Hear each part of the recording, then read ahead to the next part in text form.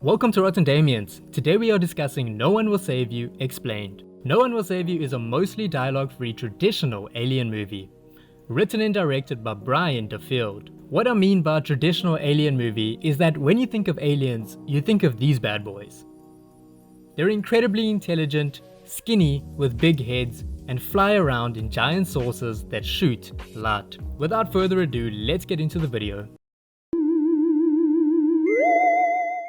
Throughout the movie, we see the protagonist Brynn has a few weird experiences with the townsfolk. For example, she practices smiling before heading into town, telling us that she is not very well socialized and probably doesn't leave home often. She waves at a neighbor who basically ignores her and looks a little disgusted. She hides her face when driving in town. She runs into the chief of police and his wife, who spit in her face. And lastly, she writes letters to her friend Maud, who has passed on. In one of the letters, she ends by saying, "I will never forgive myself."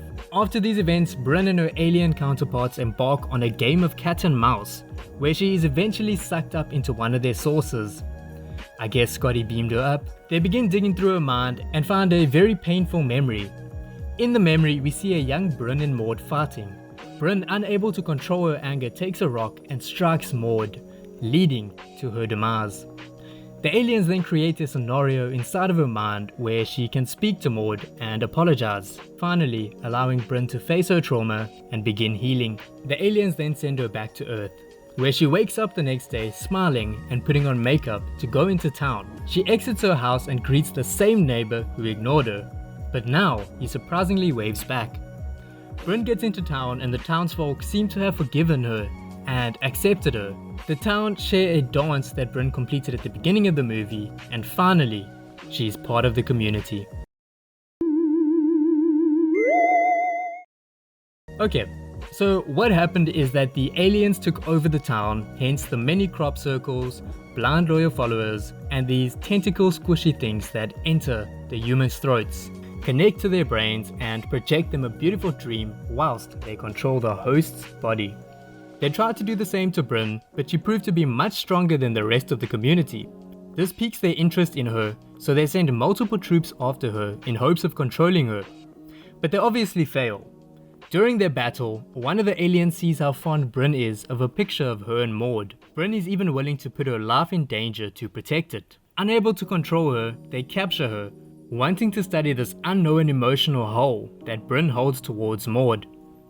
As you know, inside the ship, we see the painful memory of Brynn and Maud's fight, which leads to the aliens sympathizing with her and realizing that she poses no real threat to their plans.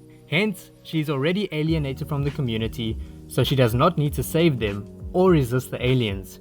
She can peacefully live among them and be part of the community, which is exactly what she does. The aliens know that they can continue their plan of world domination because all Brynn wants is to belong. On the surface, this is what the movie means. However, it also has a deeper meaning. No One Will Save You is an allegory for trauma and healing. Hence, we follow Brynn's trauma, leading to her alienation from the community and a subpar quality of life. Once she confronts this trauma via the aliens, we see that she is much happier and can amalgamate into the community to possess a better quality of life. Unfortunately, not all of us trauma-ridden can experience an alien invasion. So, go to therapy. The model town represents an escape from reality.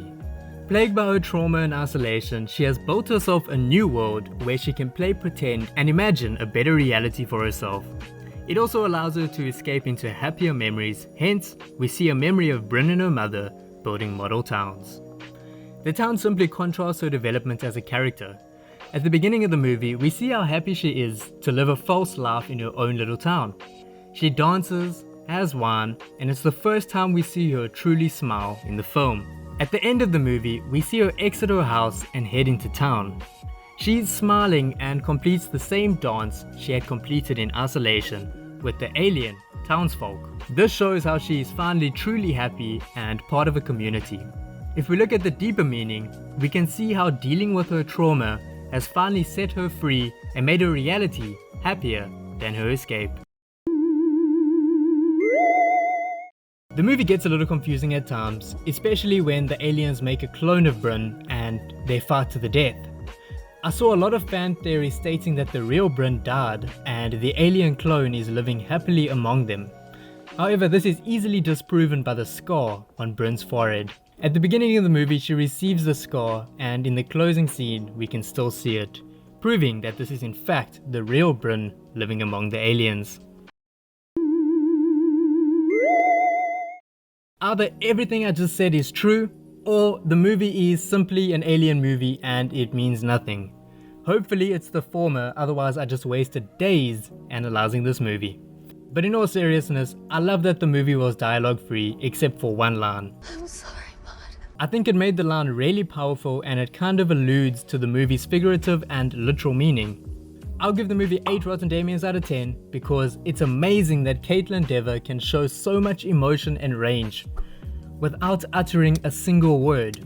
I mean, she literally portrayed character development with no dialogue. That is no easy feat. And I'm sure she'll go down as an amazing actress for this performance. I also think it's amazing that Brian Duffield was able to create all the alien sounds and make them sound otherworldly. Imagine having to use real and existing sounds to create a sound that does not exist and that comes from outside of the planet. I can't imagine that's easy to do. The movie is really good and I recommend you check it out. Thank you for watching. I'll see you next week.